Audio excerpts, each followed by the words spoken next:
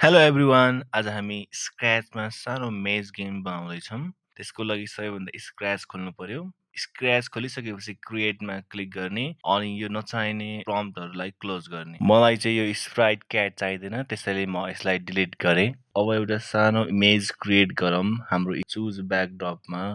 गएर पेनमा क्लिक गरेर हामीले यसरी कस्टम एउटा मेज क्रिएट गरौँ यो बक्स टुल युज गरेर डिफ्रेन्ट डिफ्रेन्ट सेप्सहरू युज गर्ने अनि यो आउटलाइनको कलर चाहिँ मैले नन राखेँ मलाई यो आउटलाइनको कलर चाहिँदैन त्यसैले मैले यसको कलर नन राखेँ यसरी नै different different box सेप्सहरू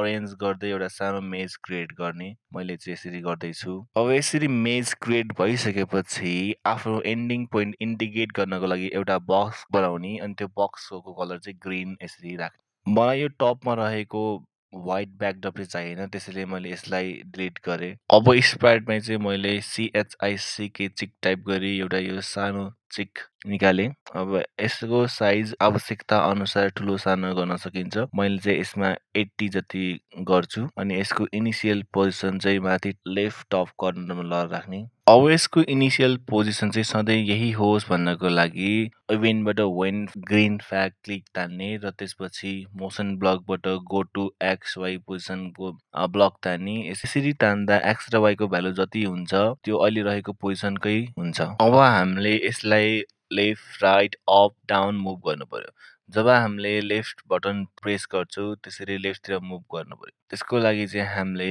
when space key press click block तान्ने इभेन्टबाट अब स्पेस कीलाई चेन्ज गरेर अप एरो बनाउने अनि त्यसपछि मोसन ब्लकबाट पोइन्ट इन डिरेक्सन तान्ने अब डिरेक्सन जता भयो त्यतातिर मुभ हुने गर्छ त्यसैले अब हामीले यसको डिरेक्सन 0 गर्यो भने यो माथितिर फर्किन्छ अनि त्यसपछि मुभ 10 स्टेप जोड्यो भने यो अप एरो की प्रेस गर्दा यो माथि यसरी मुभ हुन्छ अब यही ब्लकलाई टपमा राइट क्लिक गरेर डुप्लिकेट गर्ने अनि डुप्लिकेट भएको ब्लकलाई अप एरोलाई चेन्ज गरेर डाउन एरो बनाउने अनि डाउन एरो बनाइसकेपछि पोइन्ट इन डिरेक्सन चाहिँ 180 डिग्री गर्ने 180 डिग्री गर्दा यो तलतिर फर्किन्छ र तलतिर मुभ हुन्छ अब फेरि यसै गरी अर्को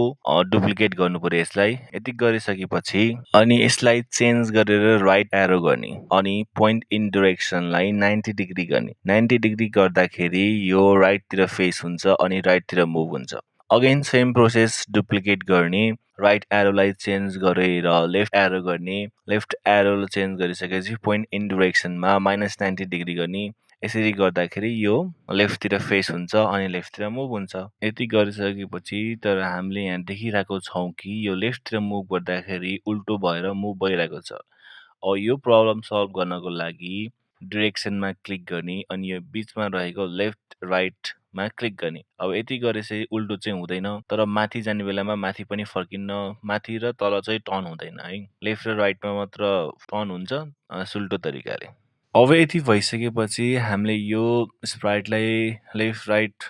अप डाउन राम्रोसँग मुभ गर्न सक्यौँ तर मुभ गर्दाखेरि यो मेज माथि पनि मुभ भइरहेको छ तर हाम्रो चाहिँ गेममा चाहिँ मेजमा चाहिँ मुभ गर्न नमिल्ने हो अब यसको लागि चाहिँ हामीले के गर्न सकिन्छ भन्दा हाम्रो यो सुरुको main block when green flag क्लिकमा जाने अनि त्यसपछि तलपट्टि फरएभर लुप जोड्ने अनि त्यसपछि इफ कन्डिसन ब्लक जोड्ने अनि कन्डिसनमा चाहिँ सेन्सिङबाट टचिङ कलर ल्याएर यो कन्डिसनमा राख्ने अनि यसको कलर चाहिँ हाम्रो यो मेजको कलर हुनु पर्यो त्यही भएर कलर पिकरमा क्लिक गर्ने अनि यो मेजमा क्लिक गरेर मेजको कलर पिक गर्ने अनि मुभ 10 स्टेप ब्लक चाहिँ इफ ब्लक भित्र राख्ने अनि यो 10 स्टेपको साथमा -10 राख्ने अब यति गरिसकेपछि हामीले हाम्रो स्प्राइट मुभ गर्दाखेरि मेजमा चाहिँ मुभ हुन पाउँदैन अब हामीले चाहिँ हाम्रो यो व्हाइट पाथमा मात्र हाम्रो स्प्राइट मुभ गर्न मिल्छ तर यसरी मुभ गर्ने क्रममा यसरी राम्रोसँग भित्र मुभ गर्न सकेन भने हाम्रो मेजको सेप्सहरूलाई आवश्यकता अनुसार सार्नु पर्छ ताकि हाम्रो स्प्राइट सजिलैसँग छिर्न सकोस्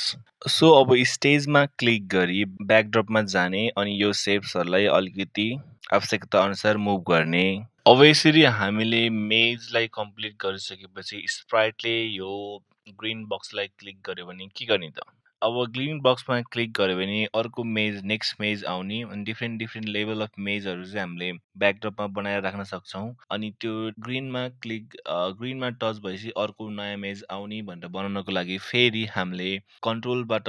इफ ब्लक ल्याउने अनि सेन्सिङबाट टचिङ कलर ल्याएर कलर चाहिँ यसको टचिङ कलर कन्डिसनमा चाहिँ यो ग्रिन कलर चुज गर्ने। अब स्प्राइटली ग्रिन बक्समा क्लिक गर्ने बित्तिकै फेरि यो चाहिँ इनिसियल पोजिसनमा जानु पर्यो अनि अर्को नेक्स्ट ब्याकड्रप चेन्ज हुनु पर्यो। सो यो इफ ब्लकभित्र चाहिँ इनिसियल पोजिसन सेट भएको गो टु एक्स ब्लक तानेर राख्ने। अब ब्याकड्रपमा एउटा अर्को डिफ्रेन्ट मेज क्रिएट गरौँ है त।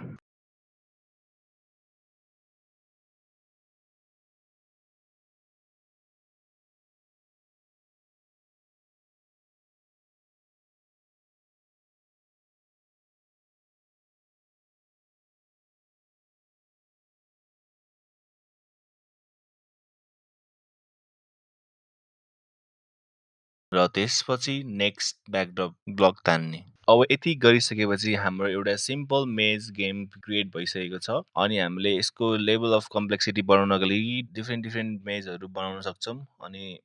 कम्प्लेक्स मेजहरू क्रिएट गर्दै डिफ्रेन्ट लेभल क्रिएट गर्दै हामीले यो गेमलाई अझै धेरै राम्रो बनाउन सक्छौँ। Thank you every one.